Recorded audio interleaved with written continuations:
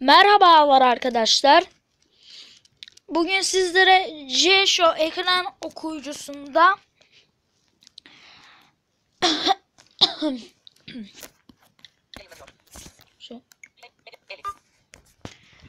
G-Show ekran okuyucusunda nasıl ses paketi yüklenir bunu göstereceğim.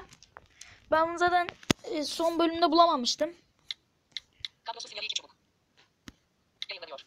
Arkadaşlar son bölümde bulamamıştım ve bulacağım.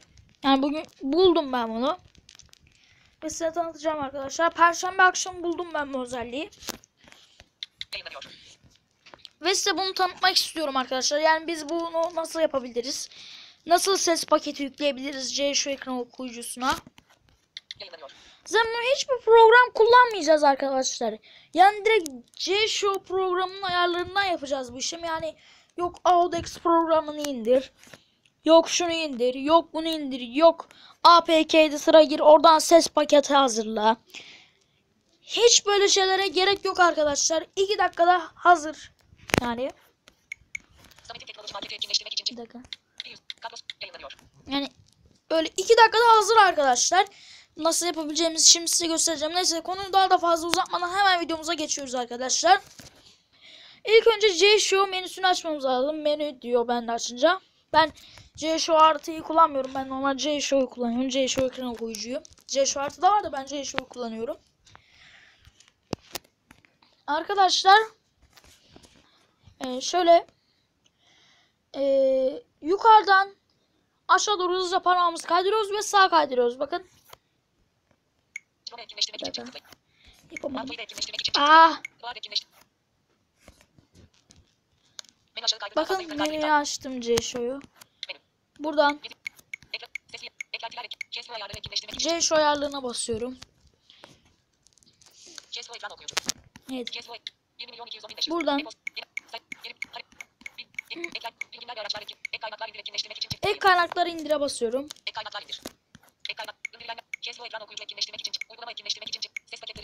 Bakın burada ses paketleri yazıyor. Buraya basıyorum. Bakın birazcık bekliyorum. Bakın arkadaşlar ses paketleri.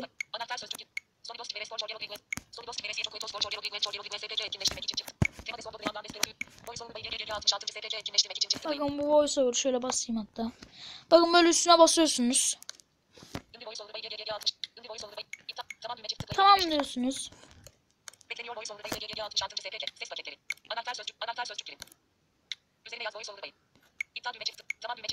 Bir dakika. Bir dakika gençler niye attı beni buradan bu?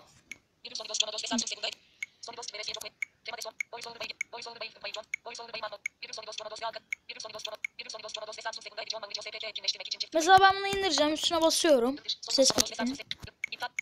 Tamam diyorum.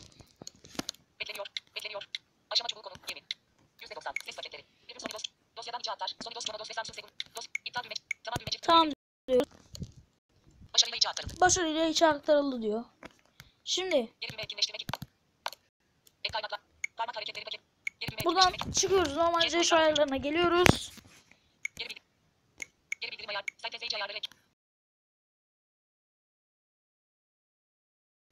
Evet.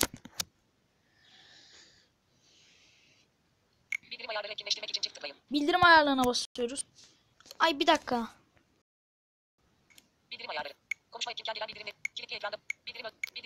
Bir dakika gençler yanlışıyla bastım. Geri bildirim ayarlarına basıyoruz arkadaşlar. Pardon.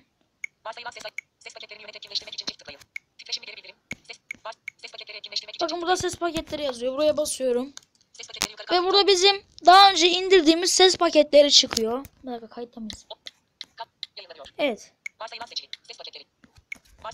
Bakın bu varsayılan. Bu zaten kendi içine olarak geliyor yani yüklü olarak geliyor.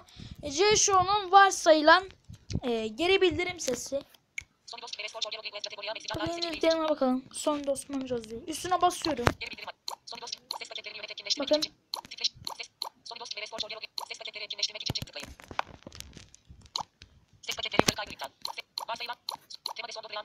Tamam öyle bir şey diyor. Buna da bakalım.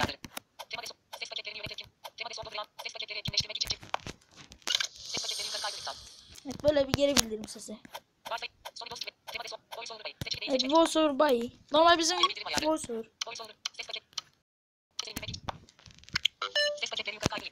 Bakın. Bakın biz az önce sanki bunu demiştik.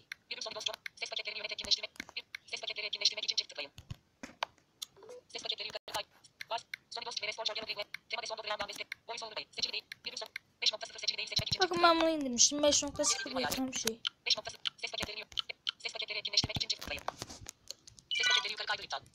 Bakın bu şekilde.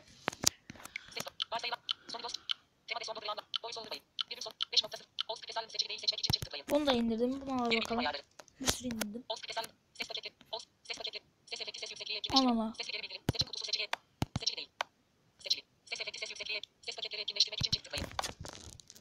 Arkadaşlar bunda hiçbir ses yok.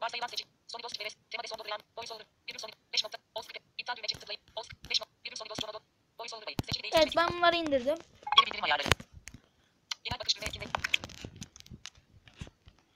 Dediğim gibi